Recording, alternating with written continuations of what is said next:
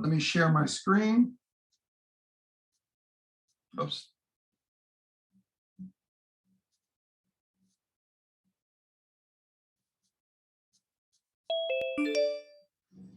Okay, and let me go to my other screen.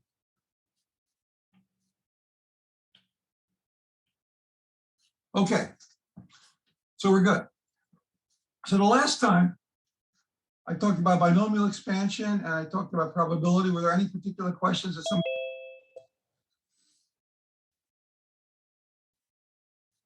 Well, let me give you a quick recap. On the binomial expansion, essentially we showed that if you a plus b to the nth power, that can be written in the form of a to the k. Oops, I forgot. Hold on, let me clean that up. Summation n choose k going from 1 to n of a to the k, b to the n minus k, or if you wanted to, it doesn't really make a difference, interchange a and b, it could be b to the k, a to the n minus k. So the general term is essentially looks like this. And I showed you how to do some fairly straightforward calculations using this. This would be the k plus first term, right? And then I talked about, and I did some examples earlier in the class, and then I defined probability.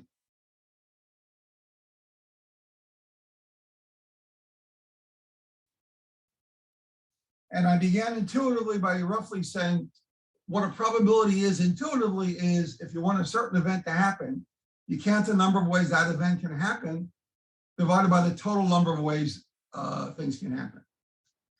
So intuitively, probability is, sometimes they call this the favorable number of ways divided by the total number. And that's sort of an intuitive definition of probability. And then we were a little bit more axiomatic. That is, we said, suppose you have an experiment, and we use the word experiment, a random experiment. You have some experiment E,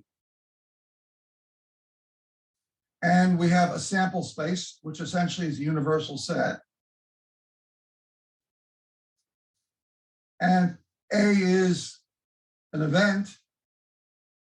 It's a subset of the sample space. And then we define a probability, essentially it's a number that satisfies certain axioms. So I write the notion P of A to represent the probability of A. That was our notation. And again, other books sometimes write PR of A. I've seen some books write prob of A. They're all different notations. And a probability, so what it does, it takes, if you look at the sample space S,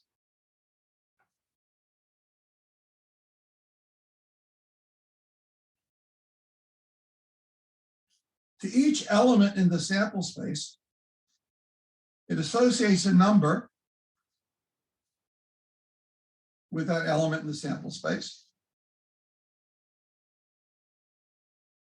So this is just a fancy way of saying, well, what this is, it's a number associated with each possible outcome, each possible sample point.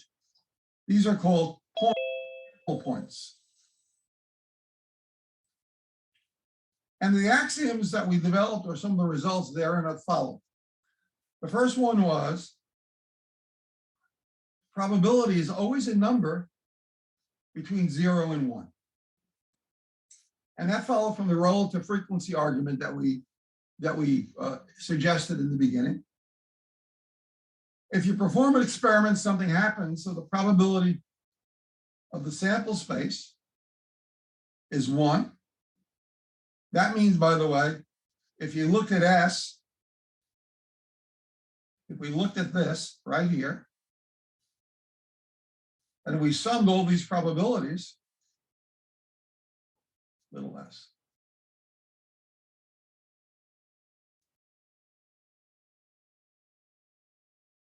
always must total 1. The sum of all the probabilities is 1. We also showed that if A intersection B is the empty set, meaning they're disjoint or mutually exclusive, then P of A union B is just equal to P of A plus P of B. We showed P of the empty set is 0. That's called the impossible event. We also showed that the probability of the complement is 1 minus the probability of A. And then we showed in general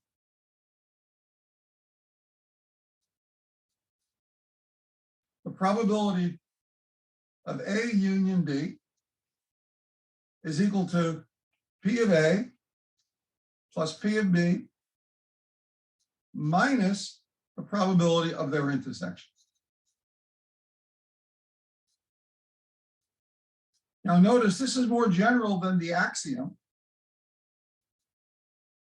because the original axiom assumed, in this case, we're assuming that they're disjoint, but notice it's consistent because if in fact they are disjoint, then this probability would be the probability of the empty set, which would be 0. So this is more general than what we had before. Okay. Yes.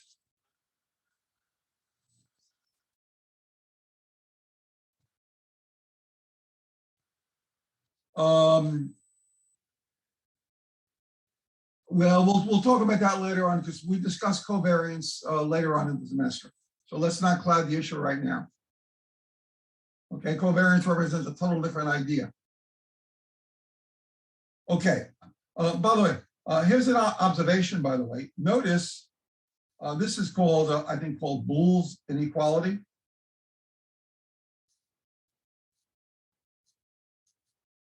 That follows right from this result, namely P of A union B. If I get rid of this, okay, notice it follows immediately that this must be true.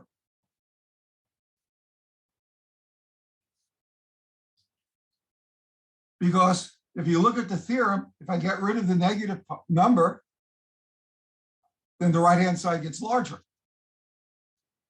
So this is Boole's inequality. It's just an estimate. And I should remark, it's really not very useful, but it generalizes. For example, if I had 3 sets, one can prove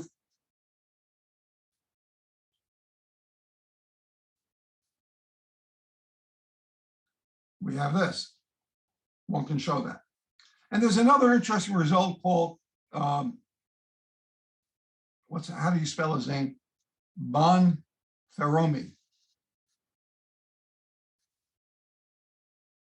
Bonferroni says the following. The probability A1 intersection A2, what is it equal to again? I don't remember the result, is always greater than or equal to P of A1 plus P of A2 minus 1. Now, the only reason I want to prove this is not because I really care about the result. It's an estimate, but it illustrates some of the properties of probability. It's going to follow from Boole's inequality. Now, here's the observation. We know that A1 intersection A2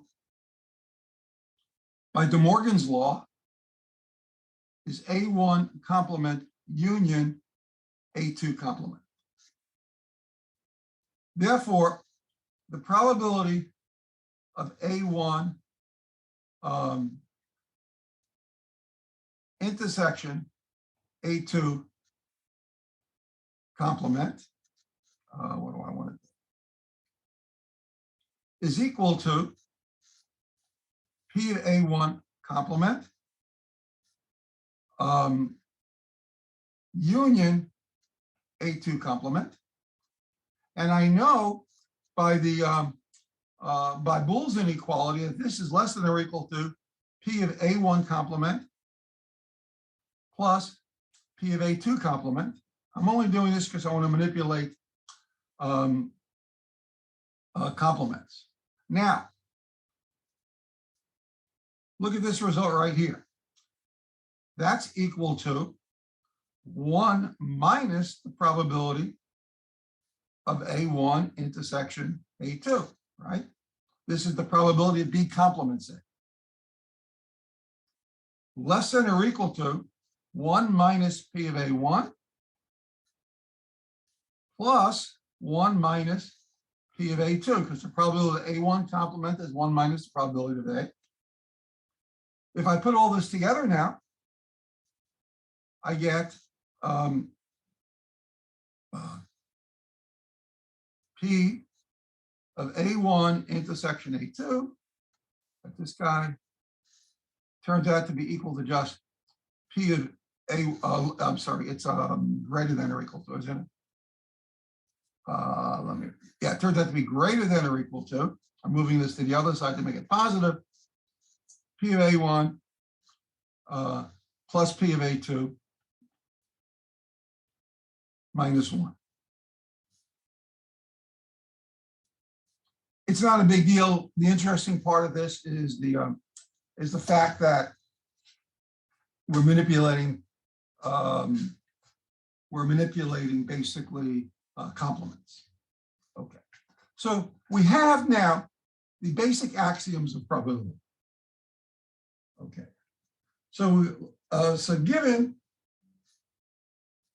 the basic axioms,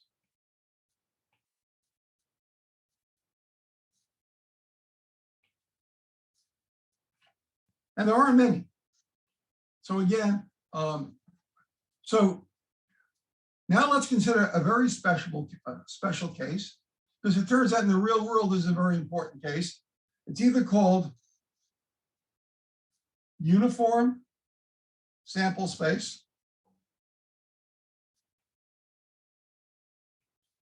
or it's called the equiprobable space. It has different names depending on the book you use.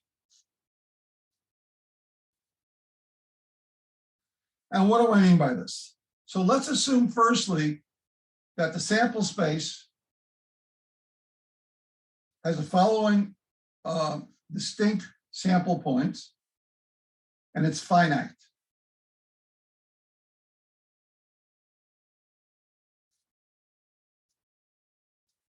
Okay. By uniform, we mean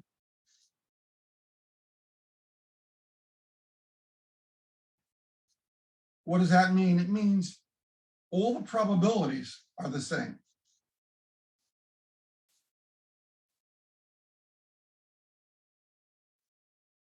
And let's call their common value P. So that means P of S1 is P, P of S2 is P, and so on. By the way, sometimes instead of writing all this, I might just write P1 for P of S1. I might just write P2 for P of S2. So the probability of every sample point, S1, S2, and S3, and so on, is equal to the same number P.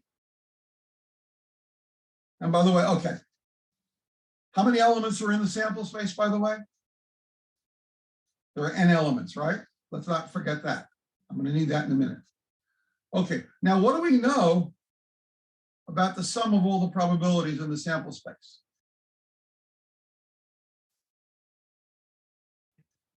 They equal 1. They equal 1, that's right. But since each of these is equal to the same number P, How many times do I have P?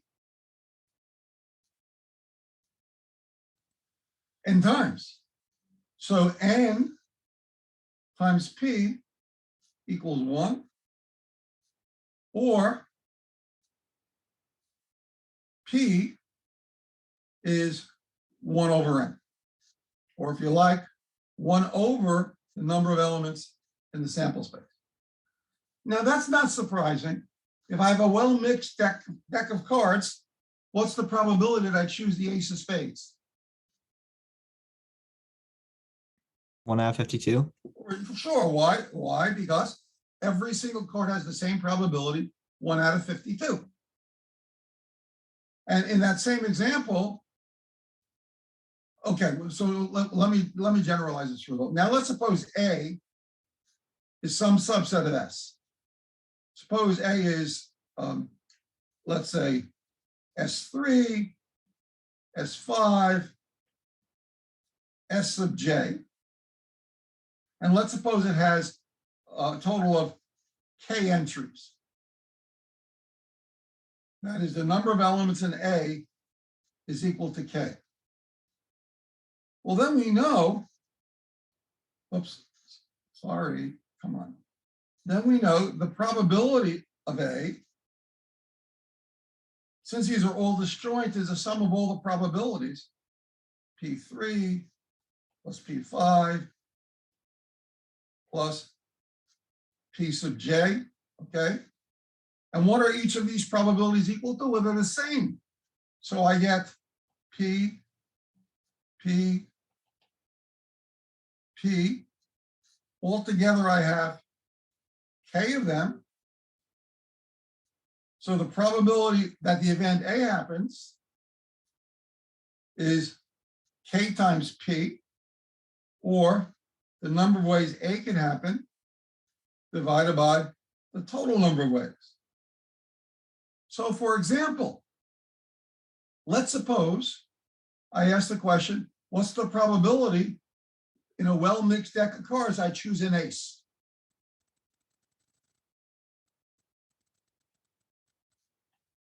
So I'm saying the event ace has ace of hearts, diamonds, clubs, and spades, right? So how many elements are in this set?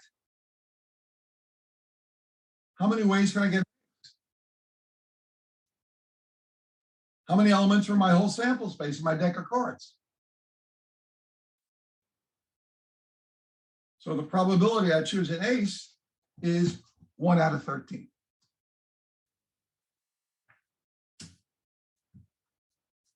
Suppose I have an urn, and in my urn I have 6 red balls and 4 green. And I draw a ball at random.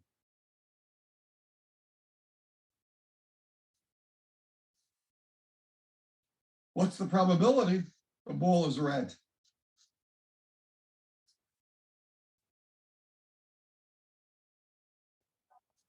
Four out of 10. That's correct. The red, I'm sorry, what did you say it again, please? 4 out of 10. Why'd you get 4? Because all my values 6 out of 10. 6, right? There are 6 red. So it's just the number of ways we can get a red ball is 6 out of the total number of ways I can choose a ball, which is 10. So that's sort of a trivial problem. So let's make it a little less trivial, okay? That is, so notice, in order to compute a probability, basically, we have to count. So now let me change the problem just a little bit, okay? So I have the same urn.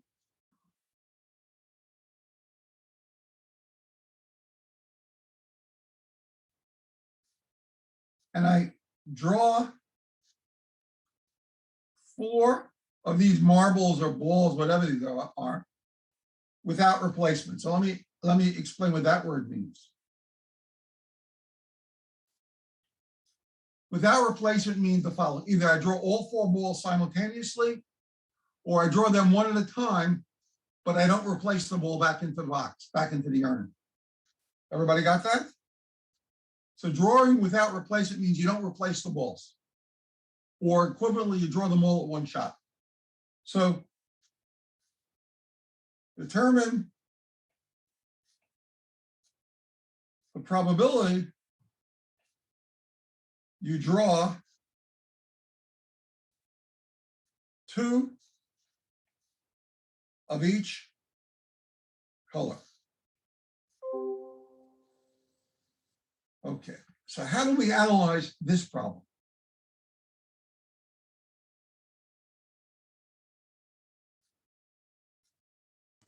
It means that there will be a red ball and a blue ball, so it's an intersection. Yeah, I'm listening, so, but you haven't told me what to do yet.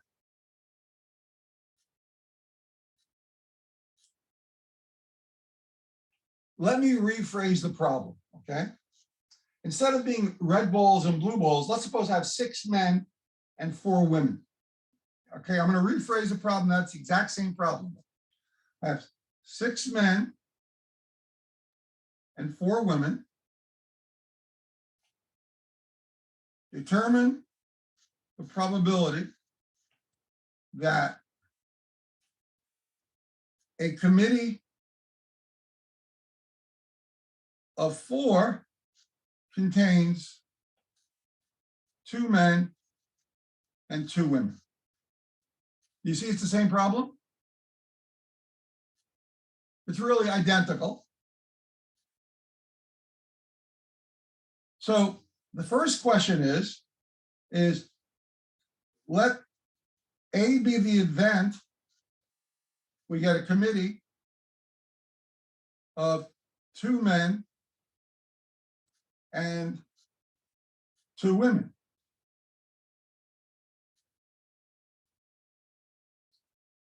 And let S be the event in this case. We get a committee, all the different committees we can get, all the committees of 4 people, right? Every committee is 4 people. Okay, well, if I want a committee of 2 men and 2 women, how many ways can I do that? Well, how many men are there? There are 6 men, right? And I want to choose a committee of 2. And how many women are there? How many the other color? There are 4.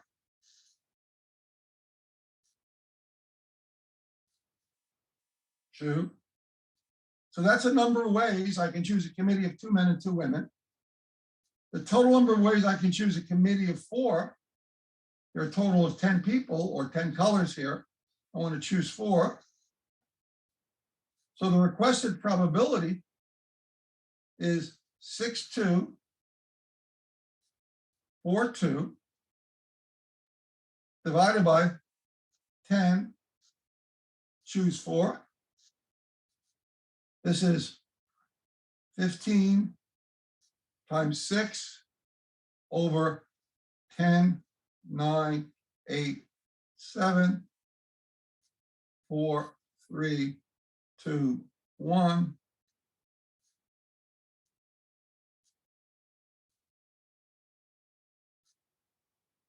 That's a 3. That gives me a 2. So what is it? 5 goes 3, 5 goes 2. So what I get is my answer, 6 over 14. Well, these 2's cancel, which is 3 out of 7. Okay. So notice in this problem, what I needed to do was to literally count. And now you see why we had to learn how to count. I'll look at some more examples of that in a moment. Okay.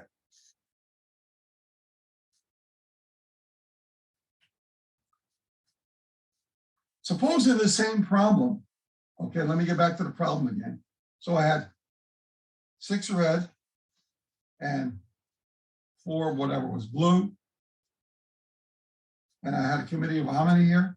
A committee of 4.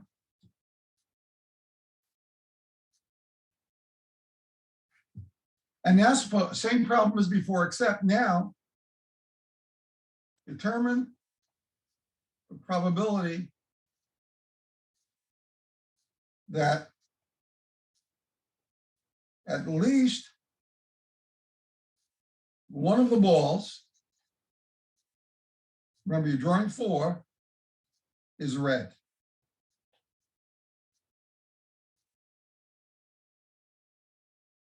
So let me show you 2 ways, maybe at least 2 ways of doing this problem. So I can think of my sample space in terms of the red balls. That is, I can describe my sample space differently. It could have no red, 1 red, 2 red, 3 red, or 4 red. Those are the only things that can happen in my sample space, right? If I get no reds, it means they're all blue. If I get 1 red, it means I get 1 red and 3 blue. If I get 2 reds, it means I get 2 red and 2 blues. 3 reds means 3 red and 1 blue. 4 reds means all red, no blues. And the event that I'm asking here is at least one of the balls is red.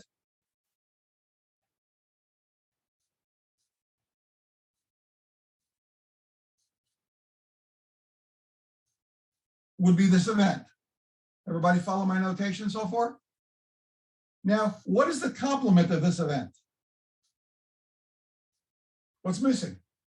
0 reds. 0 red. And by the way, that's the same thing as 4 blue, right?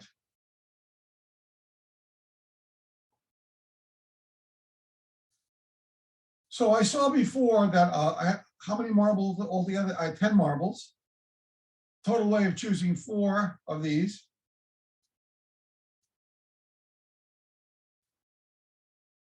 And now if they're all to be blue, it means, oops, sorry. It means from the 4 blue, I choose all 4. And from the 6 red, I choose none. I don't even actually need this number because I know it's 1. And this just turns out to be 1 over whatever 10-4 is. Well, let me work it out. 1 over 10, 9, 8, 7, 4, 3, 2, 1. 4 and 2 is 8. 3 gives me a 3. 1 over 210. Therefore, the probability of the complement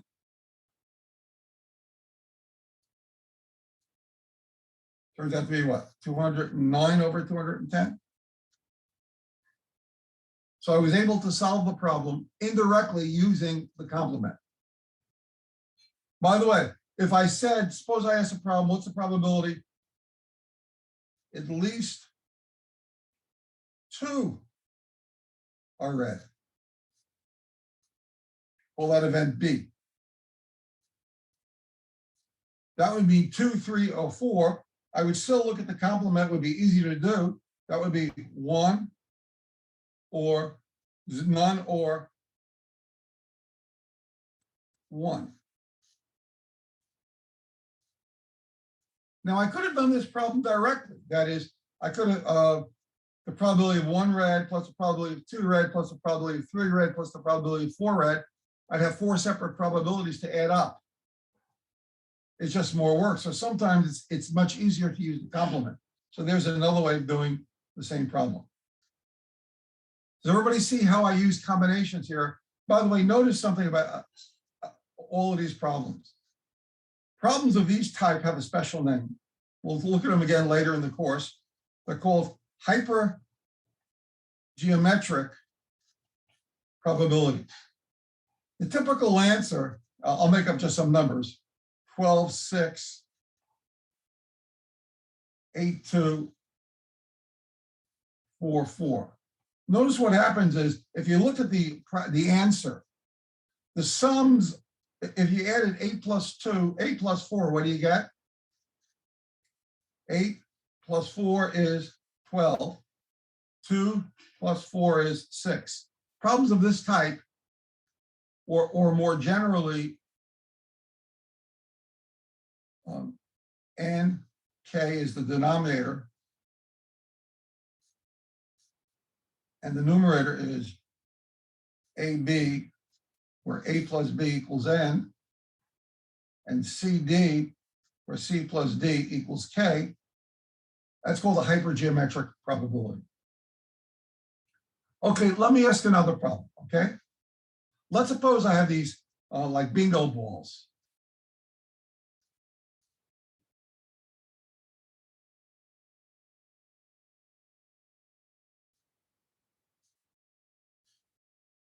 So I have these 4 ping pong balls with the letters 3 out. And let's suppose I take a ball out one at a time, okay, without replacement. My question is, what's the probability that when I draw these 5 ping pong balls out, the order in which I pull them out spells the word fluff?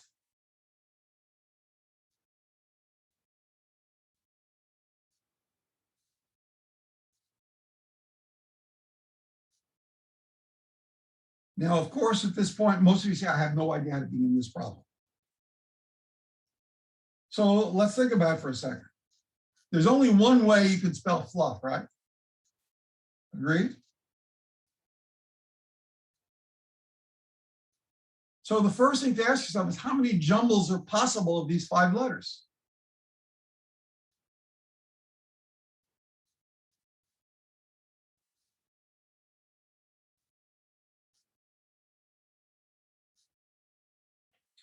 Well, if they were all different, you would have 5 factorial, right? But they're not all different. 3 of them are being repeated. So the total number of jumbles that are possible turns out to be 20. Now, of all these 20 different words, there's only one of them that is fluff. So the probability in question is 1 out of 20. By the way, there are other ways of doing this problem.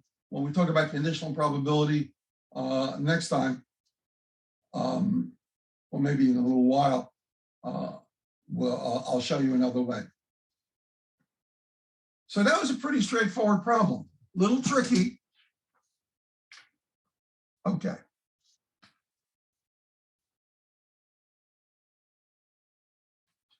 So now I want to talk about the birthday paradox.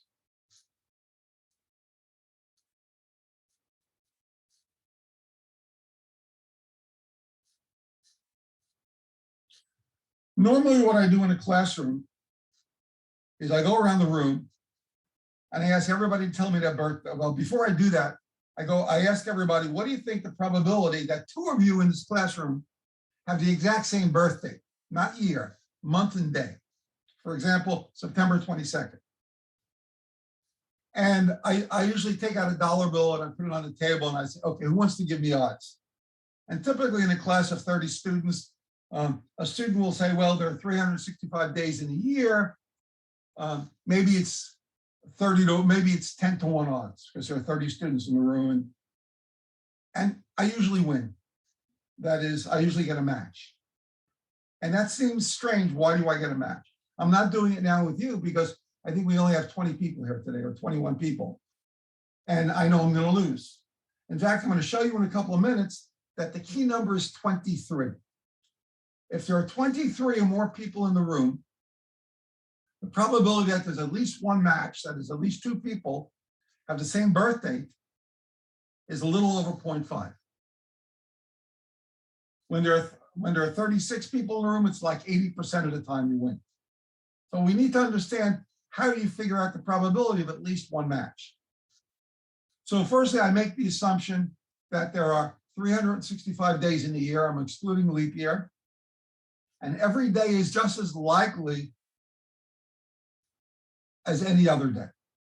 So for the moment, let me just think small, okay? Let's suppose for the moment, and I'll generalize, instead of there being n people in the room, there are 5 people, okay?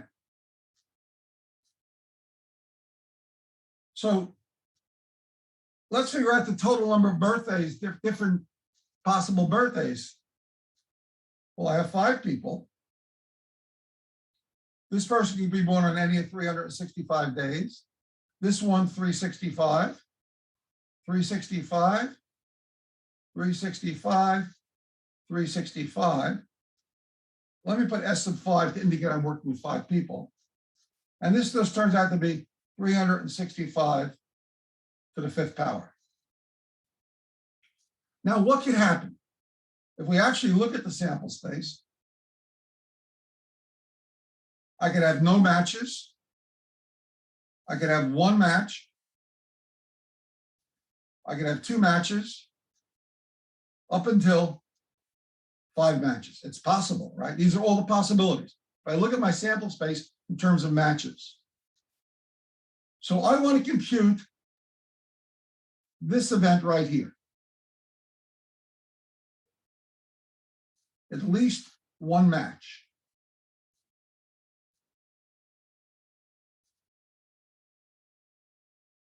But it's easier to look at the complement.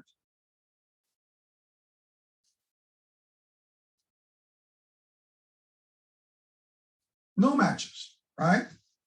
Well, if I'm to have no matches, how many ways can that happen?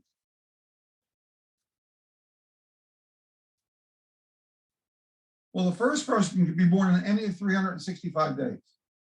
If I'm not to match him with the next person, this would be 364. This would be 363, 362, 361. And then my answer, the probability, well, not quite, would just be the number of elements in the complement divided by the number of elements in S. Well, this is 365 all the way down to 361. And this is 365 to the 5th power. So I want you to observe P of A prime. Now I just want to use this symbol and make my life simpler. If I were working this out, I would just do the computation. The numerator is a permutation of 365, choose 5. Remember that notation? And the denominator is 365 to the 5th power. And therefore, the probability that I want to find, if there are only 5 people, I should put maybe a little subscript to remind myself I'm only talking about 5 people here, would then just be this permutation, this number, over 365 to the 5th. Now, instead of 5, let's suppose there were R people. I'm sorry, 1 minus this, right? It's the complement, right? The complement, we got to subtract it from 1. So if there were R people, the probability, if we had R people, it would be 1 minus 365, comma R, over 365 to the R. So this would be the solution to the birthday problem. Now, if you actually look in the text on page 70, I'll just put some key numbers here. If I look at R versus P of A sub R, it turns out when R is 22, the probability is 4.4757. When R is 23, the probability of at least 1 match is 0.50. I lost the place. 5073. When R is 30, for example, do I have 30 here? It's 7063. I give some more there in the text as well. So notice the key number is 23. If there were 23 or more people in a room, the probability that at least 2 of them would have the same birthday is 50%, a little over, almost 51%. To 30 people in a room, it's almost 71%. Now, this is a typical party trick. You ever go to a party, there are a lot of people there. You can play this game, and the odds are if you have over 30 people, you're going to win up 71% of the time. Those are pretty good odds. What did I want to say about this? Yeah, okay. Oh, well, it's an interesting idea. And this problem can be rephrased different ways. But the idea to remember is you got to know how to count. I mean, one would not expect this to happen because one doesn't know how to count properly. But if one does count properly, you can see what happens fairly easily. Let's just look at another example.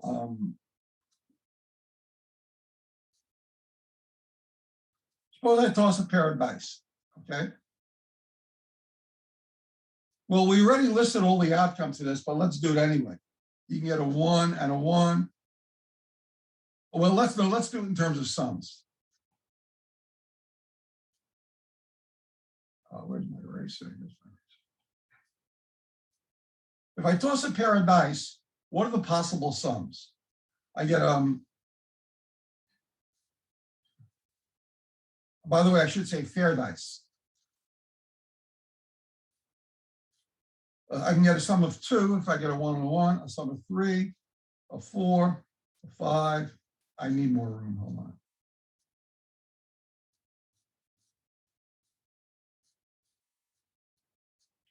All right, I need more room. So I can get a sum of 2, 3, 4, 5, 6, 7, 8, 9, 10, 11, and 12. By the way, if I toss a pair of dice, how many outcomes are there altogether? I'm looking at the sums now.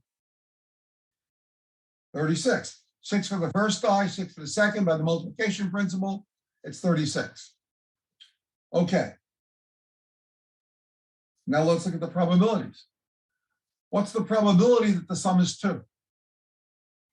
How could that happen? Well, the only way you can get a sum of 2 is if you get a 1 and a 1 on the dice, right?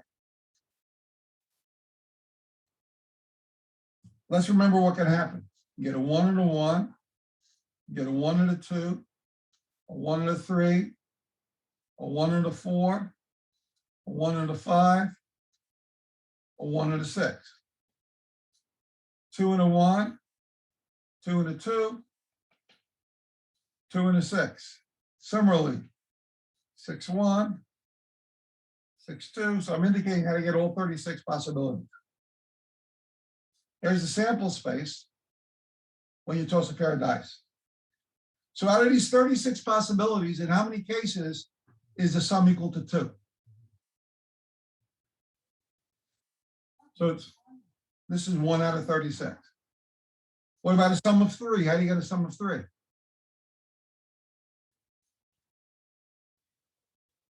That's right, 2 out of 36. Oops, let me get back.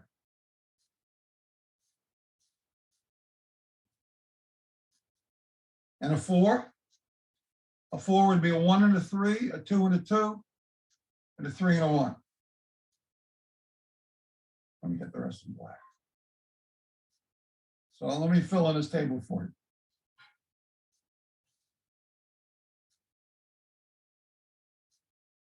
Notice the symmetry. About 7.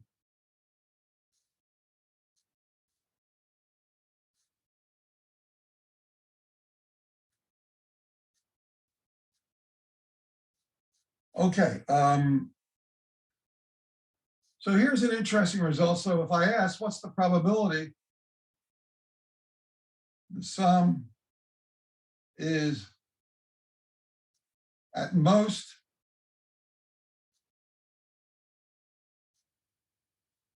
10. Well, how would I do that? What's the probability that the sum is at most 10? Well, there are 2 ways. One way, if it's at most 10, it means either 2, 3, 4, 5, 6 up until 10, right? I would just add up these numbers, and that sum would give me the answer. But notice I wouldn't do that. The complement is it's 11 or 12. The probability of 11 or 12 turns out to be 3 out of 36, right? So it's much easier to use its complement to solve the problem. That's pretty cool. That one can use the complement to solve a problem rather than do the problem directly. Okay. Where am I here?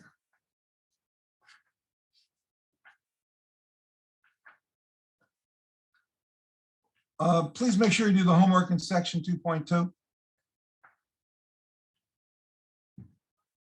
Okay, now in all of these problems I've discussed, they're equally probable or uniform sample spaces, but sometimes you have to be able to count. Now I want to take it one step further. First, let me give a problem and I'll teach you some notation. Okay.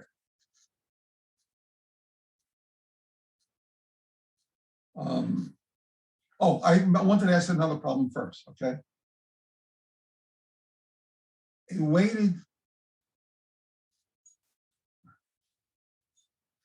die is tossed where the probability of any face appearing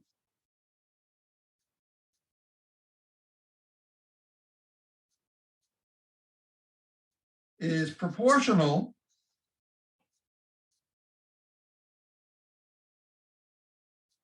to the number of spots. By the way, those spots are called pips on the face. Determine the probability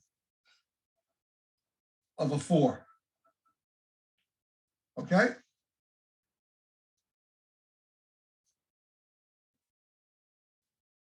So how do we do this? Well, let's see what it says. The probability, therefore, of getting a 1 is proportional to the number of spots of getting one spot. Constant of proportionality, we'll call that k, is k times 1. The probability of getting a 2 is proportional to the number of spots, is k times 2. The probability of getting a 3, k times 3.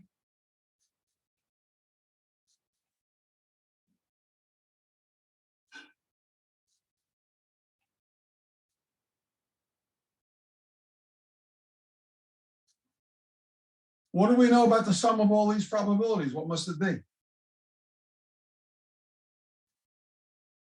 1. 1. The sum of all the probabilities is like 1. So if I add all these numbers up, the sum of all of these is 1. That'll give me 11, 15, 21 k equals 1. So k is equal to 1 over 21. So the probability of getting a 4, therefore, is 4 over 21. So one can be very creative and make lots of different problems here. This was just a typical example. How do you get good at these? You do lots of problems. Okay. Here's a question that really is meant to be very trivial. Okay. I have an urn. And I have 6 red marbles again and 4 blue marbles. Okay.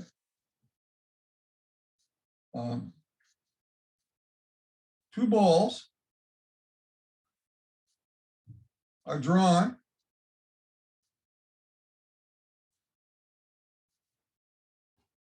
without replacement. If the first was red,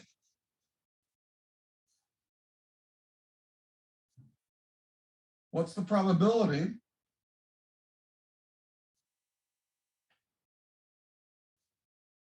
The second is blue. Okay? This problem is not meant to be hard. It's here to introduce some notation.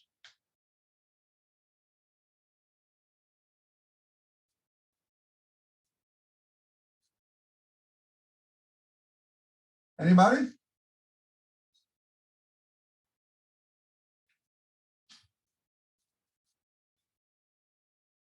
I'm introducing something called conditional probability, meaning there's a condition in the problem. I'm telling right now that this is a trivial problem. You guys are making it too hard. So I'm asking you, what is the answer? Would it be 4/9? That's correct. Why? Because the whole thing is you already know that the first one is red. So it means the only possibility right. is blue. If the first one is red, what's left in the urn? 5 red, 4 blue, a total of 9, 4 of which are blue. Okay. Did I have to do anything fancy to solve this problem? A problem this side, by the way, has a name. It's called a priori probability. Hey guys, you can easy on the dog. My son's dog is inside. Okay. An a priori probability. So let me teach you some notation. And generally, for most straightforward problems well, let me say, there was a condition here. The condition was that I told you what the first marble was. I told you it was red.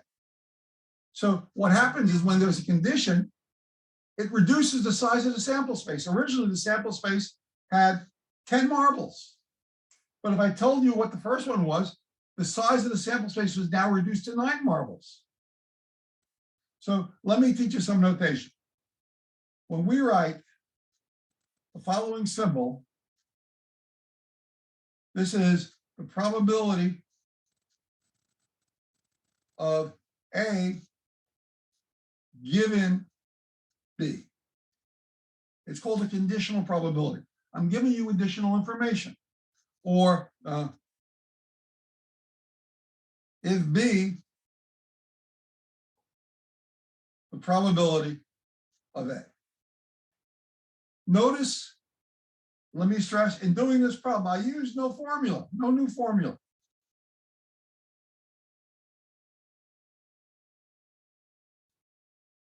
Okay, no formula at all. It was very straightforward. Let me give you another example of this. A pair of dice are tossed. If one of them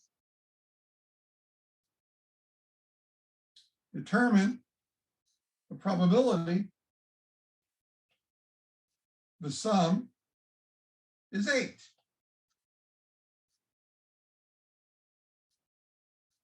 Well, notice here the condition is, let's say B is the condition. The condition is 1 is a 5, right? Well, if 1 is a 5, I can get a 1, 5, a 2, 5. I'm listing all the ways you can get a 5, 3, 5, 4, 5, 5, 1, 5, 2, 5, 3, 5, 4, 5, 5, 6, and 6, 5. Did I get them all? 1, 2, 3, 4, 5, 6, 7, 8, 11. Now, in this group, and by the way, an A is, the sum is 8. Now, when I toss a pair of dice, there are actually 36 possibilities, but I'm telling you that one of them was a 5, at least one of them was a 5. So instead of looking at all 36 possibilities, I'm now looking at what I call the reduced sample space, namely B. And how many elements are there in B?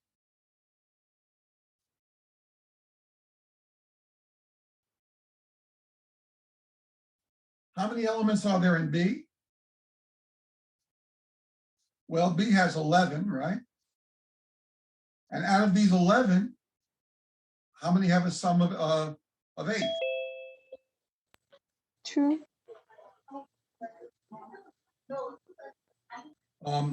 Two out of these, right? Add up 8. So the problem is now.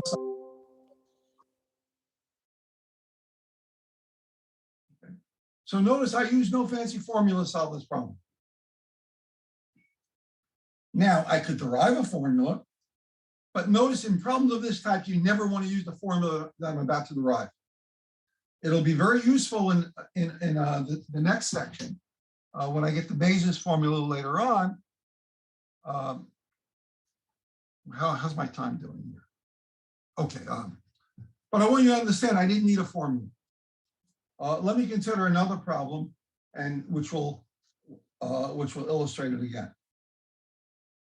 Let's suppose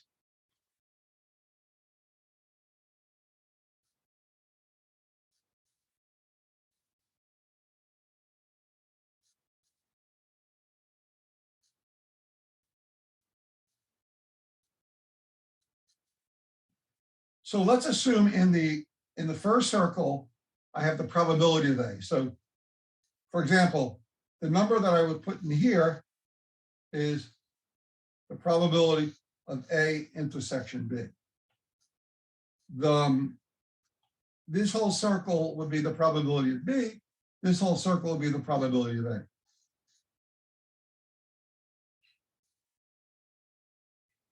Now, suppose I ask,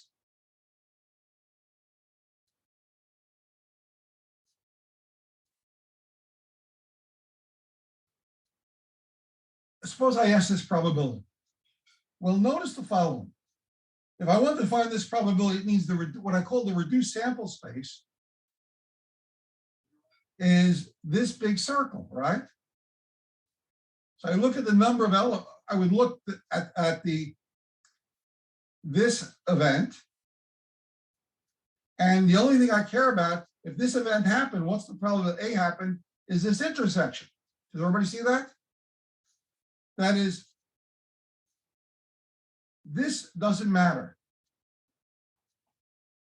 What matters is I'm only looking at the B, nor does anything out here matter. So if I want a formula, it must be look at the number of ways B can happen.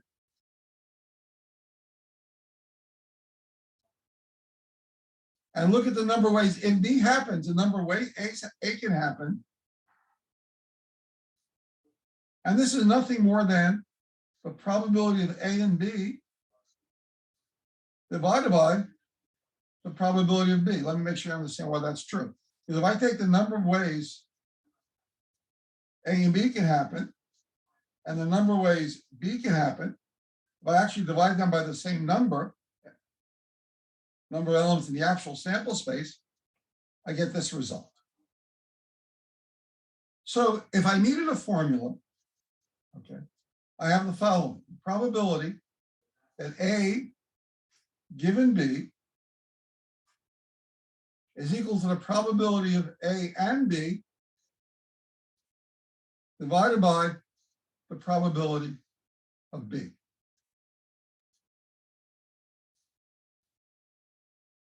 Now,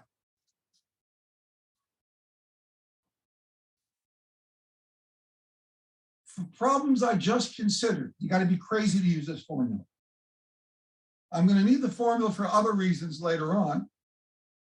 But notice I did, I think, just 2 or 3 problems for you where I was able to figure out the conditional probability without using any formula. And by the way, I should have said here, we always, of course, assume we're not dividing by 0. So the probability of B can't be 0.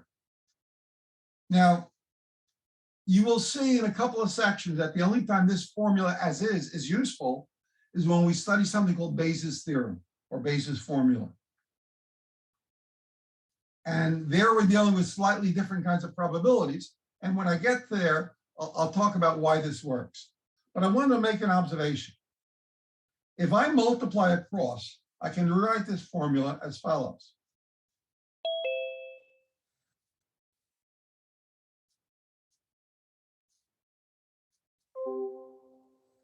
Okay, I just multiplied through.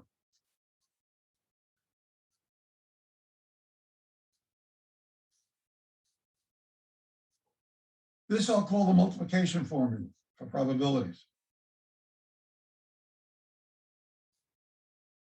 Notice the probability is not equal to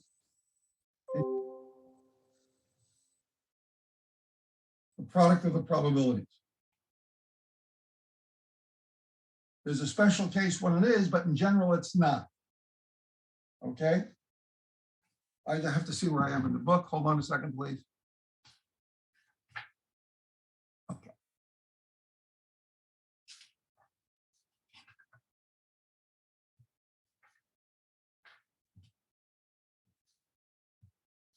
So let me illustrate this multiplication principle by means of a picture.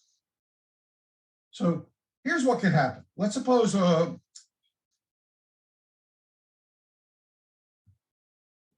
suppose this B. I'm looking at a trait.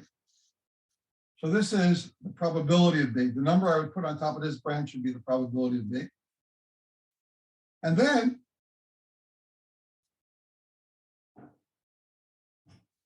I can get A or I don't get A. The number I would put up here would be the probability of A. This is the probability of A given B. So I can take a tree diagram. This is the probability of A given B complement. And I can do the same thing here. Now notice, if we follow this path, this event right here, if I got here, what happened? I had A and I had B. So the formula I derived a minute ago says the probability of A and B is equal to the probability of A given B times the probability of B. That is, I can illustrate this formula by means of a tree diagram. Let me show you what that means. Let's suppose I had an urn and I had 6 red and 4 blue. Determine the probability that the first is a red and the second is blue. So I'm choosing 2 balls. So what can happen on the first shot? The first one could be red or blue. This probability is 6 out of 10. This is 4 out of 10.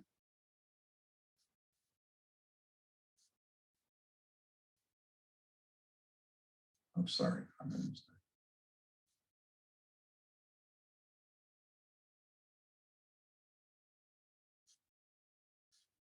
So now there are 9 in the urn, right? At this point, we have 5 red and 4 blue.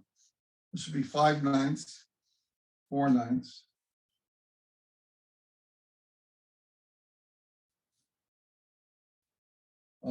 This is blue, so this would be 3 out of 9, 6 out of 9.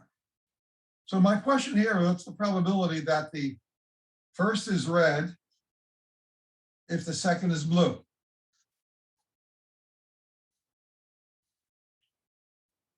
I'm sorry. Oh, yeah, okay. Well, that would just be if the second is blue. No, I don't want that question. I'm sorry. I'm asking the wrong question. The question I want to ask,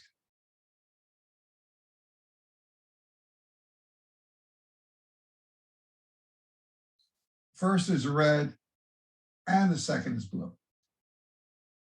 So I'm asking what's the probability that the first is red and the second is blue? That means I'm here. And by the way, that's the same as saying the second is blue and the first is red.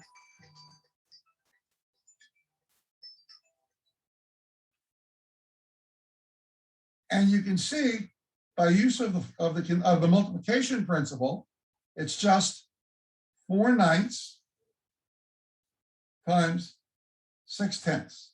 Now I'm going to pick up on this the next time. I'm running out of time because I need to talk about a couple other things. But this is going to be a really simple problem. I'd like you to finish reading, no, okay. Right now, I'm up to page 73. Okay, so just make sure you read through section 2.3. I won't give you homework on that yet. I'll finish 2.3 and 2.4. Probably the next time, or certainly 2.3. I just want to give you a little calendar. Today is Wednesday, the 22nd. Then there's Monday. What's Monday? The 25th. Then there's Wednesday, the 27th. And there's Monday, I think, October 4th. This is going to be exam 1. It's going to be in the vertical campus on the 5th floor. That's the room. I'll give you all that information soon enough. Here we'll have a review. And the exam will cover, well, here's today's material through this material.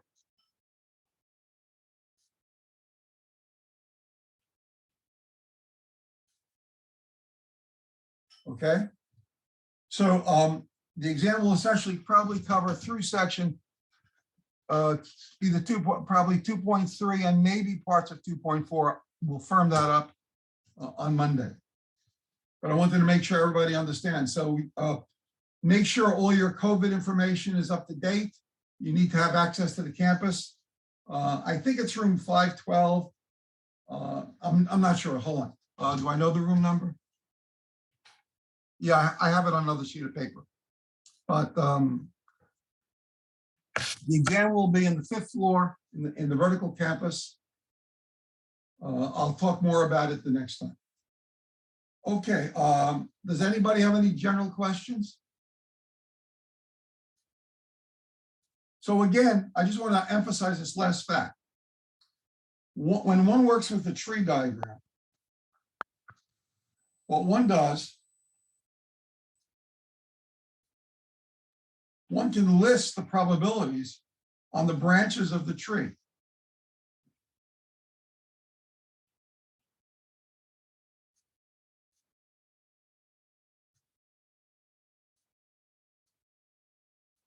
So this would be P of B given A. This would be P of B complement given A, and so on. So for example, this event right here is P of B intersection A, which by the multiplication formula is P of B given A times P of A. Notice it's just a product of the two numbers up here. Now this multiplication formula generalizes, and I can write one down for you. I can prove it, but notice you can get it right off this tree. If this is A, this is B, I'm just putting down part of a tree now. So this would be P of A.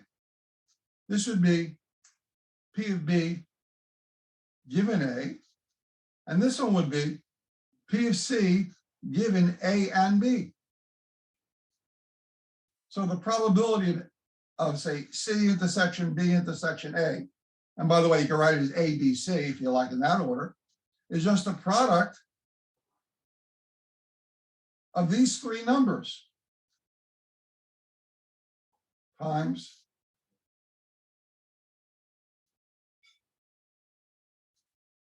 and that's actually what the formula is. But notice I didn't remember the formula. I could derive it easily enough. If you want to derive that formula, what do? Is say, call this D, and then you only have two of them, and then you reapply the formula a couple of times, and you can prove it. So one can prove lots of results, but one doesn't need to remember those if one uses trees. I'm going to do that in some detail on Monday. Okay, this would be a really good place to stop. Does anybody have any specific questions?